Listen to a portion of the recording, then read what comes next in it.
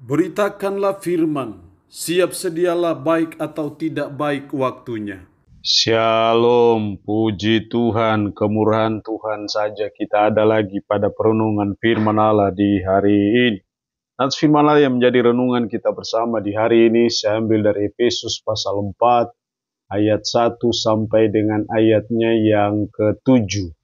Secara khusus saya akan baca ayatnya yang pertama. Demikian sabda firman-Nya, sebab itu aku menasihatkan kamu, aku orang yang dipenjarakan karena Tuhan, supaya hidupmu sebagai orang-orang yang telah dipanggil berpadanan dengan panggilan itu. Demikian kebenaran firman-Nya di hari ini yang secara khusus menasihati kita panggilan hidup orang beriman. Apa sesungguhnya yang menjadi panggilan hidup kita sebagai orang beriman yang terus-menerus kita perjuangkan, yang terus-menerus kita usahakan supaya panggilan itu nyata dalam kehidupan kita sebagai umatnya.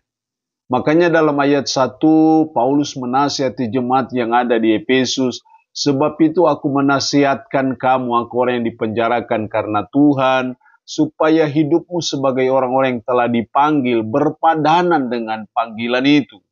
Berpadanan dengan panggilan itu atau dengan kata lain, hidup sesuai dengan panggilan itu.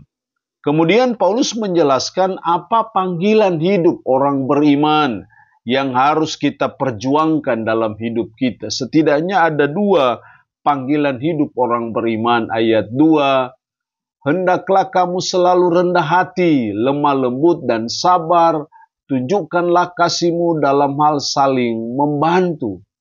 Ayat ini bicara mengenai karakter hidup orang beriman.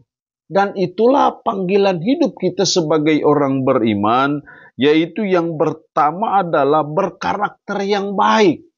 Karakter yang baik itu seperti apa? Yaitu rendah hati, lemah lembut, sabar, kasih, dalam hal saling membantu. Ini menunjuk kepada suatu karakter hidup.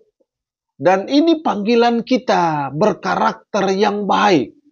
Sebagai umat yang dia sudah tebus dengan darah yang mahal di Bukit Golgota, dia mau supaya karakter orang beriman itu menjadi contoh, menjadi teladan dalam segala aspek kehidupan kita. Nah, karena itu panggilan kita sebagai orang beriman itu berkarakter yang baik. Jadi kita terus belajar dan berusaha sebagai umat untuk kita terus membangun karakter yang baik itu, yaitu selalu rendah hati, belajar untuk selalu lemah lembut, selalu sabar, selalu mengasihi, yang diwujud nyatakan dalam hal saling membantu. Itu yang terus kita perjuangkan dalam hidup kita sebagai umat, karena itulah yang menjadi panggilan kita sebagai orang beriman. Yang kedua, panggilan orang beriman dalam ayat 3-7, dan berusahalah memelihara kesatuan roh oleh ikatan damai sejahtera, satu tubuh dan satu Tuhan, sebagaimana kamu telah dipanggil kepada satu pengharapan yang terkandung dalam panggilanmu, satu Tuhan, satu iman, dan seterusnya. Berusahalah memelihara kesatuan roh.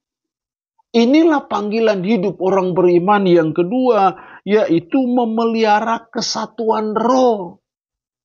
Kenapa kita harus memelihara kesatuan roh? Karena kita ini satu tubuh, satu roh, satu Tuhan, satu iman, satu baptisan, dan seterusnya. Kata satu di situ diulang berulang-ulang. Jadi mari kita sebagai orang beriman memenuhi panggilan itu, yaitu kita berusaha memelihara kesatuan roh oleh ikatan damai sejahtera. Artinya bahwa kesatuan roh itu terikat dengan damai sejahtera. Jadi di mana ada damai sejahtera berarti di situ ada kesatuan roh. Di mana ada kesatuan roh di situ pasti ada damai sejahtera. Jadi itu saling kait-mengkait antara satu dengan yang lain. Dan ini yang terus kita jaga, kita pelihara, kita tumbuh kembangkan dalam hidup kita sebagai umat. Untuk dimanapun kita berada, kita harus terus memelihara kesatuan roh itu. Karena kita ini satu tubuh Kristus. Karena kita satu tubuh Kristus, ya mari kita hidup rukun dan damai. Itu panggilan hidup kita. Jadi tidak boleh kita saling bermusuhan satu dengan yang lain, saling mendendam, saling membenci satu dengan yang lain. Tidak boleh. Karena kita satu tubuh. Kalau kita satu tubuh, masa tangan membenci kaki, kaki membenci tangan, masa tangan tidak senang dengan mata, mata tidak senang dengan tangan. Kan itu tidak boleh terjadi seperti itu. Makanya kita dinasihati oleh firman Allah sebagai panggilan hidup kita untuk kita jaga persatuan. Kita terus pelihara persatuan itu antara satu dengan yang lain. Ingat, kita ini ditebus dengan darah yang sangat mahal di Bukit Golgota. Kita sudah menjadi satu keluarga Allah. Makanya dalam doa Bapa kami kita selalu berkata Bapa kami yang di sorga. Artinya kita punya Bapa yang sama, bukan Bapa yang berbeda. Kalau kita punya Bapa yang sama berarti kita punya satu keluarga. Hanya mungkin berbeda dari sisi kamar saja, tapi kita masih satu rumah. Hanya berbeda kamar. Dan itu bukan menjadi persoalan. Yang penting kita masih satu rumah. Berarti kita masih satu Bapa.